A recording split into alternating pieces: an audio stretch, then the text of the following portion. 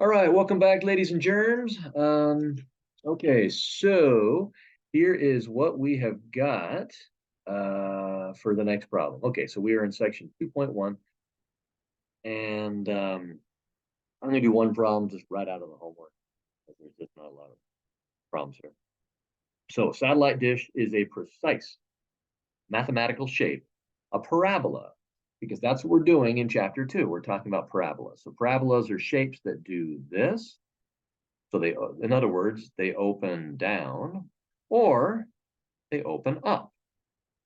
Okay. Now this, this satellite dish is going to open up. Now, sometimes, like the satellite dish, it's kind of a wide thing there, but that is, it can be very narrow as well.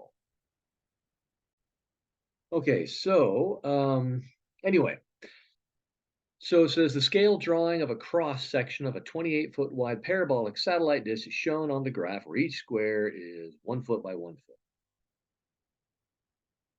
Okay. And so this right here tells us that each block, okay, that's 1 foot and that's 1 foot. And so horizontally, that's how that works. And vertically, that's 1 foot, that's 1 foot, and so on. Okay. So it gives us an idea of, okay, what does it all mean? But also it tells us the um, that the units for the x units and y units are both feet. Okay. Um, you know, Sometimes one's going to be ounces and one's dollars. Usually they're not the same units, but here they are. Now the dish is designed using the following equation. Okay. So Um, so how far do you go up in the y direction? Well, that's determined by your x direction squared multiplied by 0.04, and then add 2 to it. Okay, so the ordered pair solutions of the equations become the dimensions necessary to build this amazing device. All right, so part A, treat the x-axis as the ground. All right, and use the equation to find the height of the dish above the ground at the two at the 2 foot intervals shown on the graph.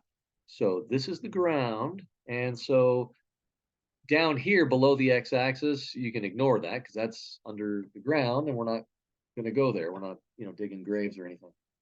Um, and they say at 2 foot intervals shown on the graph. Well, you'll notice that horizontally, whoops, this point and this point are 2 feet apart. Okay, 1 foot, 2 foot. By the same token, you could say this one and this one are 1 foot, 2 feet apart. Okay, so horizontally, things are 2 feet apart, each consecutive pair of points. All right, so treat the x-axis as the ground, use the equation to find the height of the dish above the ground at each of those.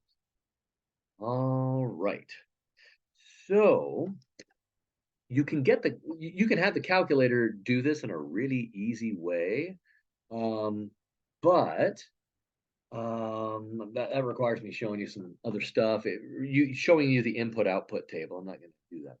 Anyway, let's start with this point here, and then we'll just kind of work our way from to the right. Now, what's the x coordinate of this point here? Well, let's see. We go 2, -4, -6, -8, -10, -12, -14. All right, so -14, that's going to be the first one. So that's the x value for that one. Okay, now we can get a pretty darn good idea what the y value is. I mean, it looks like 1, 2, 3, 4, 5, 6, 7, 8, 9. Looks like it's pretty close to 10 when x is -14. Okay, well, we can get the exact answer, and let's take a look. Okay, so the equation was 0.4 times whatever your x coordinate is, which in this case was -14, and then plus 2. Okay. Whoa, whoa, whoa. That does not work. Let's see, what do we got? Oh, 0.04. I was gonna say we should end up with about 10. Um, okay, let's try that again. All right, and I might be in a silly mood. I just watched an episode of Psych. Um, it was the John Hughes episode from season 3. Okay. Um, oh, and I forgot to square it. I'm supposed to square something. I'm supposed to square the x. Oh my gosh. Okay, this is why it's good to look at the graph. Okay, so that when you make a mistake, like I'm doing over and over, it wasn't on purpose, then you have a pretty good idea. There we go. Now we've got something that makes more sense. The that's close to 10 feet off the ground. Okay, so when x is negative 14, y is 9.84 feet. Okay, I'm going to arrow up, highlight that, hit enter, and then I'll just say, okay, so the next point on the graph was when x is negative 12. Okay, and so I can just say, boom, like that, 7.76 feet. That'll be the y coordinate that goes with that one.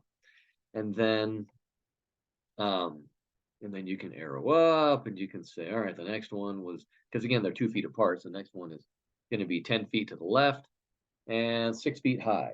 So when you're 10 feet to the left of the center of the satellite dish, you're 6 feet up.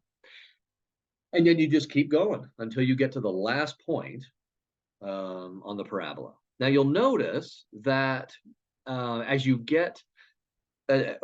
look at as you find the y coordinates of these guys over here on the right, it's going to be the exact same ones as the one on the left because parabolas are symmetric. Okay, but you can still plug them all in. Okay, anyway, that'll give you the answers to A. Now, B says, recall that the quadratic equation y equals ax squared plus bx plus c defines the geometric parabola. It's just kind of your general equation for parabolas. So it turns out that the focus point is located a distance 1 over 4a above the bottom of the dish.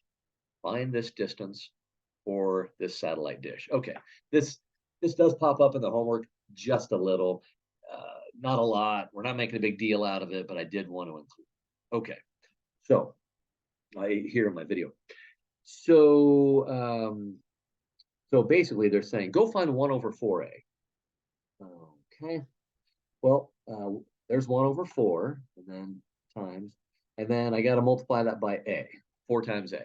Well, a is the number that's multiplied by x squared. Well, in our equation, the number multiplied by x squared is 0.04. That's our a. Okay, and then, I'm just gonna do say alpha y equals enter because it's cool, and then I'll type this in for times 0.04. Okay, and so 6.25, what does it mean? That means that, so 1 over 4a, that tells you how far above the center point called the vertex, how far above the focus of the parabola is. So it's up 1, 2, 3, 4, 5, 6, and a quarter. So right there. Right there at my dot, that's going to be the focus of the parabola. You can think of the focus as like when you're a kid and you got a magnifying glass and you're trying to burn ants and stuff, and so you move the magnifying glass up and down until you get that beam as tight as you can. And when you get that beam as tight as you can, the distance from the magnifying glass to the ant that you're burning, that distance is that 1 over 4a, that focus distance. Okay. Anyway, I'm glad we get out on a positive.